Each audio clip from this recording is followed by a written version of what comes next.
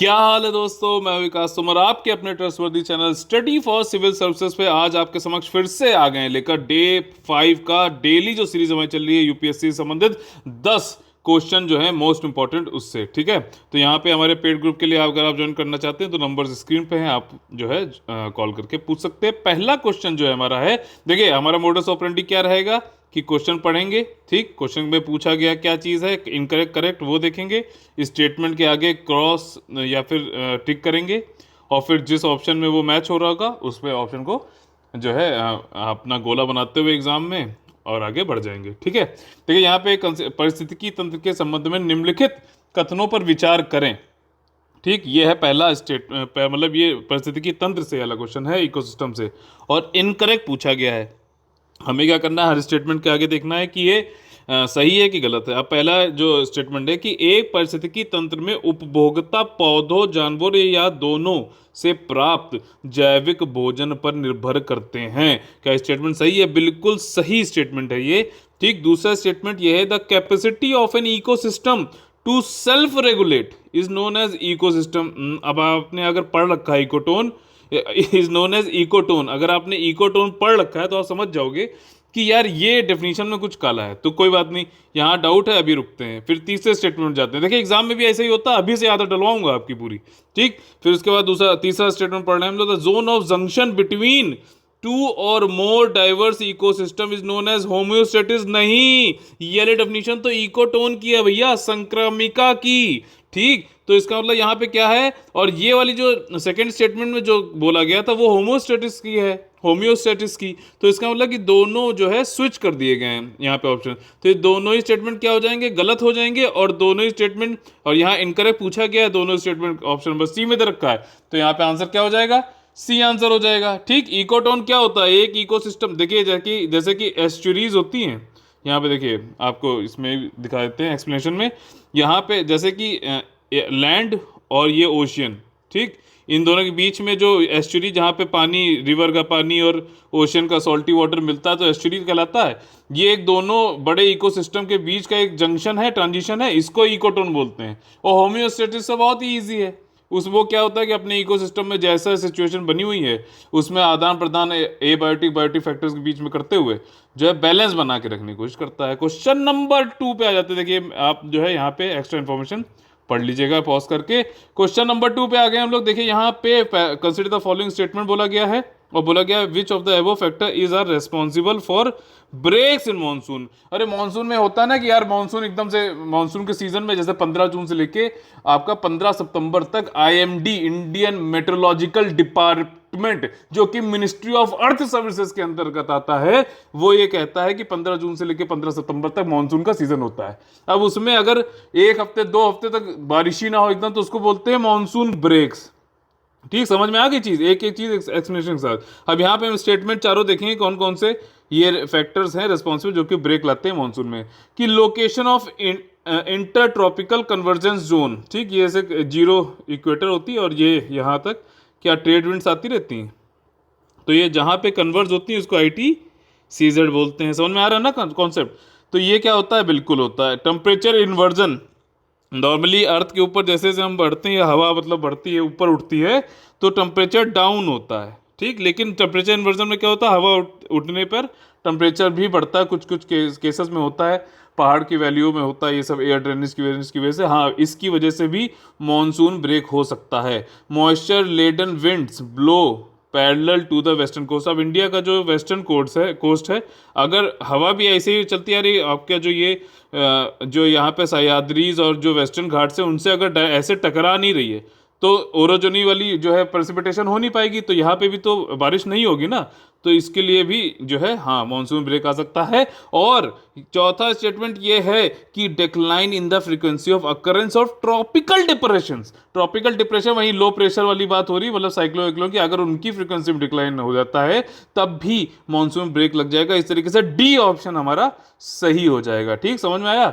अब देखिए question number हमारा 3 जो है बहुत ही आसान है। पहले बात की कंसिडर द फॉलोइंग करना है, निम्नलिखित कथनों पर विचार करें, और उसके बाद आखिरी में क्या लिखा हुआ है, उपरोक्त कथनों में से कौन सा सही है, मतलब करेक्ट पूछा गया है यहाँ पे। ठीक है, अब स्टेटमेंट पे चलते हैं। The circum Pacific belt is also called fire girdle, girdle of the Pacific. Girdle मतलब वही आपका होता है परीखा जिसे बोलते हैं, ठीक है, परीखा या फिर करधनी भी बोलते हैं। तो उसको circum Pacific belt is also called the fire girdle of Pacific, बिल्कुल सही, क्योंकि वहाँ पे वॉल्केनो बहुत ज़्यादा होते हैं, तो ऐसा लगता है जैसे पूरी एक जो है वो बनी हुई है, ठीक, आपका करधनी या फिर परीखा बना हुआ है। तो पहला स्टेटमेंट तो आपका क्या है, वो सही है। और क्या पूछा गया है यहाँ पे, पूछा भी आपका पूछा गया है कि करेक्ट बताइए यहाँ पे, ठीक। तो दूसरा स्टेटमेंट क्या है कि जो आपका दुनिया के 2/3 ज्वालामुखी प्रशांत महासागर के तटीय क्षेत्र, द्वीप द्वीप समूह और महासागरीय द्वीपों में पाए जाते हैं, एकदम सही है ये वाला, ठीक। तो दूसरा स्टेटमेंट सही हो गया, तो दूसरा स्टेट पहला और दूसरा स्टेटमेंट सही, तो ए और सी में से होना चाहिए, ठीक। तीसरा स्टेटमेंट देख लेते हैं कि major volcano of circum Pacific belt, ठीक। सरकम पैसिफिक बेल्ट मतलब यही है कि प्रशांत महासागर के किनारे किनारे जो है पूरा, ठीक, क्यों वहां पे, तो वहां पे उनमें इंक्लूड होते हैं वॉल्केनो कौन कौन से, Saint Helena, Azores, less एंटिलीज, southern एंटिलीज। अगर आपने मैप से पढ़ रखा है ज्योग्राफी, तो आपको समझ में आ जाएगा कि ये सारे के सारे वॉल्केनो जो हैं पैसिफिक ओशियन के नहीं है, अटलांटिक ओशियन के हैं। इसलिए यहाँ पे गलत हो जाता है तीसरा स्टेटमेंट, हमारा सी ऑप्शन सही होगा, ठीक। प्रशांत महासागर जो है और में क्या है कि जो इसका किनारा है, तटीय क्षेत्र जहां मिलता है, वहां पे कोलाइडिंग कन्वर्जेंस बाउंड्री है, जिसकी वजह से जो है आपका वॉल्केनो, अर्थक्वेक बहुत ज़्यादा आते हैं, ठीक। यहाँ पे आपका एक्सप्लेनेशन यहाँ पे दिया गया है। एक्स्ट्रा इन्फॉर्मेशन यहाँ पे ये है कि इंट्रा प्लेट वॉल्केनो भी होते हैं, जैसे ज़्यादातर तो दो प्लेट्स हैं, उनके बीच में जहाँ पे वो टकराते हैं, इंटरेक्शन होता है, वहाँ पे जो है अर्थक्वेक और ये वॉल्केनो सब होते हैं। लेकिन कभी कभी प्लेट के बीच में भी जो है वॉल्केनो आ जाते हैं, जिनकी वजह से फिशर बन जाता है, ठीक। इस तरीके कुछ एग्जाम्पल हैं, जैसे कि डेक्कन ट्रैप है अपना इंडिया वाला, डेक्कन ट्रैप ये वाला एरिया जो है, ये भी इंट्रा प्लेट वॉल्केनो की वजह से हुआ, ये लावा प्लेटू बन गया है। वैसे ही पराना प्लेटू पराग्वे में है, और ड्रैकन्सबर्ग प्लेटू ऑफ कहाँ का, साउथ अफ्रीका का है, ठीक, समझ में आ गया। अगले क्वेश्चन चलते हैं, क्वेश्चन नंबर 4 पे। अब यहाँ पे देखिए पहले दे रखा है which of the following is incorrect, incorrect पूछा गया है। In respect of parliamentary control over the budget, ये पार्लियामेंट का ये फंक्शन ये भी होता है ना कि जो फाइनेंशियल जो चीज है सरकार की, बजट लाने की, उस पर कैसे कंट्रोल करते हैं। मैं 4 कथनों में से आपको ढूंढना है कौन सा गलत है, ठीक। देखिए पार्लियामेंट हैज नो से in the preparation of the budget, बिल्कुल सही बात है। बजट भाई बनाने का कार्य तो कौन, मिनिस्ट्री ऑफ फाइनेंस करती है ना, और फाइनेंस मिनिस्टर किसके बिहाफ पे बजट को पेश करते हैं पार्लियामेंट में, प्रेसिडेंट के, याद रखिएगा, ठीक। दूसरा स्टेटमेंट है parliament has the power to increase expenditure charged on the consolidated fund of India, बिल्कुल गलत है। जो कंसोलिडेटेड फंड ऑफ इंडिया पे जो चार्ज्ड एक्सपेंडिचर होता है उस पर तो वोटिंग होती ही नहीं है, खाली डिस्कशन हो सकता है। तो इंक्रीज करने उस पर एक्सपेंडिचर इंक्रीज करने की तो बात ही नहीं आ सकती, ठीक है ना। Consolidated fund of India charge expenditure इसलिए किया जाता है कि उस पर वोटिंग वोटिंग ना हो, ताकि कुछ ऐसी पोस्ट हैं कॉन्स्टिट्यूशनल पोस्ट, जैसे कि सुप्रीम कोर्ट के जजेस हैं, ये सब लोग हैं, सीएजी है, ये लोग फ्री एंड फेयर बिना दबाव के अपना काम कर सके, इनकी सैलरी कोई रोक ना सके। और अब ये वाला गलत हो गया, तो ऑप्शन हमारा आंसर जो है 2 हो जाएगा। Parliament has no power to impose tax without the president recommendation, बिल्कुल सही बात है। और parliament has no power to increase a tax without the president recommendation, वो इम्पोज भी नहीं कर सकता है और ना ही इंक्रीज कर सकता है टैक्स को प्रेसिडेंट के रिकमेंडेशन के बगैर। 5वें क्वेश्चन पे चले आए हम लोग। देखिए which of the following are matters on which a constitutional amendment is possible only with the ratification of legislatures of not less than 1/2 of the state. अब आपको मालूम है आर्टिकल नंबर 368 जो होता है, उसमें जो है 3 तरीके से हो सकता है कॉन्स्टिट्यूशन में अमेंडमेंट। एक तो ये होता है कि भाई पार्लियामेंट ने खुद ही उठा के अमेंडमेंट कर लिया अपने हिसाब से, स्पेशल मेजोरिटी के हिसाब से। और दूसरा ये होता है कुछ कुछ जो फेडरल फीचर्स होते हैं उसमें उनको जो है चेंज करने के लिए क्या है कि हमारे आधे से ज़्यादा, इस समय अगर बात करूं 2 जून 2020 को 28 स्टेट्स हैं, तो आपको 15 स्टेट्स में जो है उनसे रेटिफिकेशन कराना पड़ता है कि आपको जो है ये फेडरल में हम कॉन्स्टिट्यूशनल अमेंडमेंट करना चाहते हैं, तो आप लोग भी हामी कर देंगे अगर 15 स्टेट, ठीक। अब 28 स्टेट हैं तो 15 मतलब ½ + 1 करेंगे अगर, तो 15 स्टेट हो जाएंगे और सिंपल मेजॉरिटीज पास करते हैं। एक एक ये सारे क्वेश्चन है प्रीवियस जो मैं फैक्ट बताता जा रहा हूँ यहाँ पे, ठीक। तो देखिए पहला स्टेट, अच्छा यहाँ पे करेक्ट पूछा गया है, तो इसमें से पूछा गया है कि किस में जो है which of the following matters are which possible only with the ratification, कौन कौन से पॉसिबल हैं जब हम आधे से ज़्यादा स्टेट्स का रेटिफिकेशन करा लेते हैं, मतलब उनकी हामी आ जाए, तो हम कॉन्स्टिट्यूशन में अमेंडमेंट कर सकते हैं। तो ऐसे कौन से फेडरल फीचर्स होंगे, तो देखिए इलेक्शन ऑफ प्रेसिडेंट बिल्कुल सही है, representation of states in the parliament बिल्कुल सही है। ठीक, आपका जो है ये any of the list of जो 7 शेड्यूल होता है ना, इसमें कि union list, state list, concurrent list होती है, उसमें कोई चेंज करोगे तो नहीं, तब भी आपको लेना पड़ेगा, बिल्कुल सही बात है।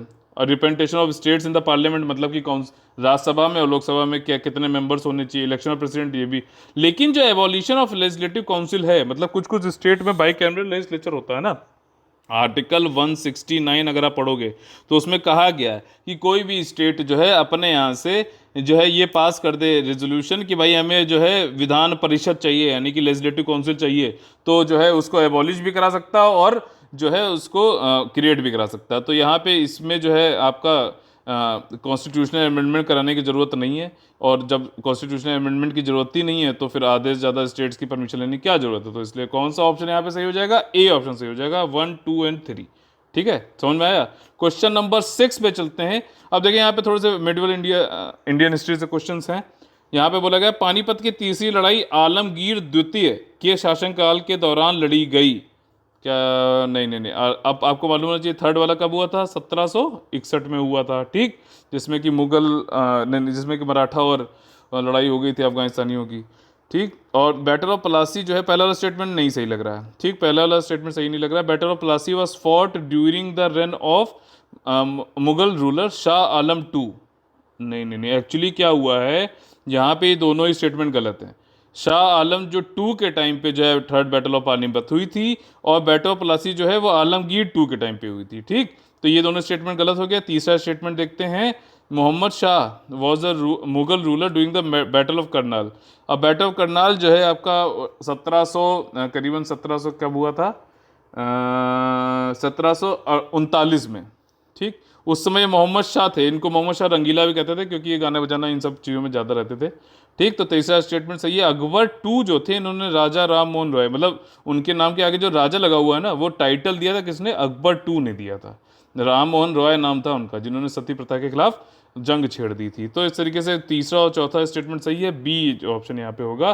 कुछ यहाँ पे जानकारी दी गई है, आप लोग स्क्रीन क्रॉस करके देख सकते हैं।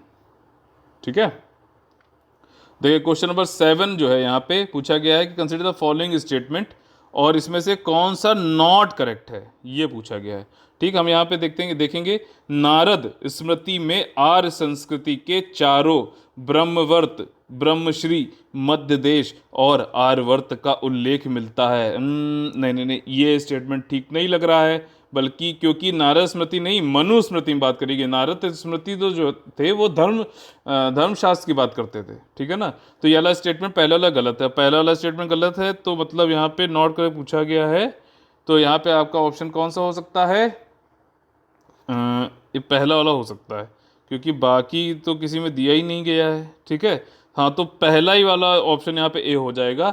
दूसरा स्टेटमेंट, अब ये वाले फैक्ट्स हम लोग याद कर लेते हैं कि विष्णु स्मृति जो है वो गुप्ता पीरियड के टाइम का था। ठीक, देवल स्मृति जो है वो प्री मिडिवल मेमोर था। ठीक है, और यज्ञवल्क याज्ञवल्क जो स्मृति थी, उसने पहली बार व्यूमन को राइट टू प्रॉपर्टी की बात कही थी। याज्ञवल्क स्मृति ने स्त्रियों को सर्वप्रथम संपत्ति का अधिकार प्रदान किया था। ऑप्शन नंबर ए हो जाएगा। क्वेश्चन नंबर 8 पे आ जाते हैं। देखिए यहाँ पे थोड़ी सी एक एक्स्ट्रा इन्फॉर्मेशन ये है कि मनुस्मृति ही वो थी जो जिसमें कि 4 वर्ण और कास्टों की भी बात की गई है। ठीक, क्वेश्चन नंबर 8 में आ जाते हैं, फिर से मिडिवल इंडियन हिस्ट्री से रिलेटेड है क्वेश्चन आपका। देखिए पहला स्टेटमेंट, देखिए वैसे ही हम लोग जैसे हमेशा करते हैं, ये हमेशा ये फॉलो करिएगा। फॉलोइंग स्टेटमेंट पढ़ना है, सही पूछा है, हाँ सही पूछा गया है। स्टेटमेंट पढ़ते हैं। Sirat e Firoz Shahi is the autobiography of Firoz Shah Tughlaq. नहीं नहीं नहीं नहीं नहीं, फिरोज शाही तो था, लेकिन चलिए अगला क्वेश्चन देखते हैं, इसमें डाउट है छोड़ेंगे, तुरंत वहाँ पर रुकना नहीं है। ठीक,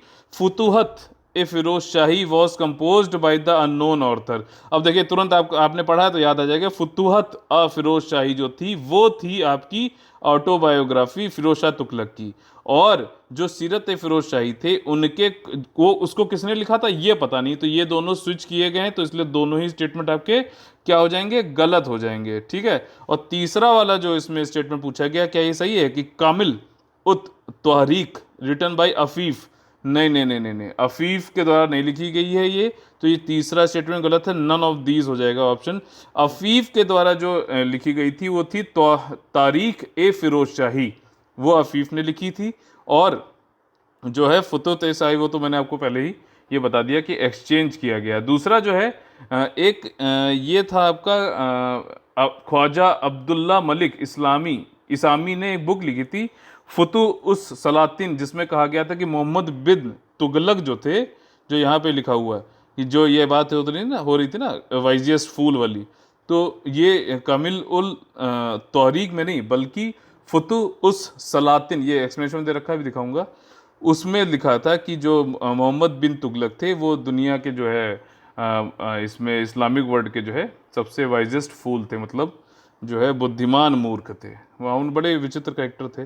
ठीक, क्वेश्चन नंबर देखिए, यहाँ पे पॉज करके आप पढ़ लीजिएगा। ठीक, क्वेश्चन नंबर 9 पे आ गए हम लोग। यहाँ पे देखिए ये पूछा गया है, आपका आंसर पहले ही बता दिया गया, चलिए चीटिंग हो गई। देखिए with regard to the buffer stock होता है ना हमारा, उससे रिलेटेड कुछ क्वेश्चन पूछे गए, ट्रू पूछा गया है यहाँ पे। ठीक, इसमें लिखा हुआ कि सिर्फ इट इज़ द ओनली, यहाँ सरकार द्वारा बनाया गया केवल गेहूं और चावल का भंडार है। केवल वर्ड मैंने आपको पहले बताया कि 95% जो है ऐसे स्टेटमेंट गलत हो जाते हैं, तो चावल और भंडार है तो ये गलत हो गया पहला statement.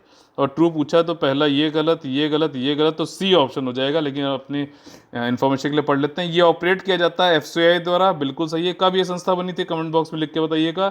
Government makes this stock for the distribution of food grains to the poor section at low price, बिल्कुल पुअर सेक्शन को कम दाम पे देने के लिए जो है इकट्ठा किया जाता है। और कभी कभी जब मान लीजिए कंटिजेंसी हो जाए, ड्रॉट आ जाए, फसल अच्छी ना हो जाए, तब भी आपके पास खाना है तो आप लोगों को प्रोवाइड कर सकते हैं। यहाँ पे एक्सप्लेनेशन दे रखा है, सी ऑप्शन इसका सही है। ठीक, फूड डेफिसिट एरिया में भी कर सकते हैं। क्वेश्चन नंबर 10 पे हम लोग आ गए। वेसारा स्टाइल, ये आर्ट एंड कल्चर से क्वेश्चन है। ये वेसारा स्टाइल ऑफ आर्किटेक्चर कुछ क्वेश्चन पूछे गए यहाँ पे, और ये करेक्ट पूछा है। ठीक, ऐसे ही करिएगा, ये आदत डाल लीजिए। पहला स्टेटमेंट जो है, वास्तुकला की वेसरा शैली का विकास पल्लवों ने किया था। क्या ये स्टेटमेंट सही है? बिल्कुल गलत है। ये बहुत इजी स्टेटमेंट है। पल्लवों नहीं, चालुक्य ने किया था। चालुक्य ने वेसारा स्टाइल बनाया था। अगर आप पूरे हिंदुस्तान में देखोगे तो जो है, आप उसमें मत जाइएगा, तो नॉर्थ इंडिया में आपका नगरा स्टाइल था, यही अगला है। ठीक, तो पहला स्टेटमेंट गलत हो गया, तो ये तीनों गलत हो गए, तो कौन सा ऑप्शन हो जाएगा? ए ऑप्शन हो जाएगा ना। इसलिए अब यहाँ पे वो समझ लीजिए एक्सप्लेनेशन। और सदर्न इंडिया में अगर आप देखोगे तो द्रविड़ स्टाइल हो जाएगा, जो कि अगला statement shows the combined feature of both Nagara and Dravida style. अब जो बीच का है ये बस वेसारा स्टाइल है, इसमें जो है इसके भी फीचर्स हैं और द्रविड़ के फीचर्स हैं, और ये चालुक्याज ने कराया है। ठीक, अगला स्टेटमेंट है कि लड़खन टेम्पल ऑफ आईहोल यहीं पे है, ये कर्नाटका में, is an excellent example of this structure Vesara. बिल्कुल सही है, ए ऑप्शन यहाँ पे सही हो जाएगा। इस तरीके से हमने अपना जो है यहाँ पे पूरे 10 क्वेश्चन कर लिए। अगर एक्सप्लेनेशन आपको सही लगता है तो subscribe, like, share, comment answers के जरूर करिएगा। ठीक, आप लोग कैसा लगे तो जरूर बताइएगा। अगर सही नहीं लगता तो डिसलाइक करिएगा, जरूर बताइएगा कि क्या कमी रह गई। ठीक, ऑल द वेरी बेस्ट है। जय हिंद, जय भारत।